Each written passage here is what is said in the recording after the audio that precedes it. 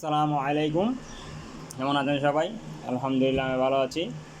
তো আপনারা আমার ভিডিও দেখে থাকলে দেখবেন আমি আমার খামারের পাশাপাশি তোরা চাষবাসও করি।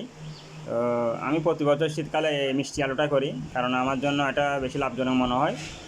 কেননা এটাতে সময়ও কম দেওয়া লাগে। আর আমি তো চাকরি করে দিয়ে আপনারা জানেন, চাকরির পাশাপাশি খামারটাও সামলাতে হয়।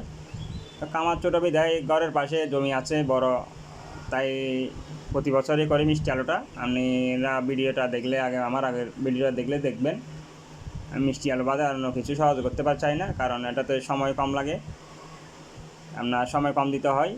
লং টাইমে আপনার ভালো প্রফিটও পাওয়া যায় আলহামদুলিল্লাহ। কম টাকার মধ্যে ভালো প্রফিটও পাওয়া যায়। তো আল্লাহর রহমতে এবার বড় আকারে করছিলাম। আগে 5 ঘন্টা বা 5 কাঠা 6 কাঠা করতাম,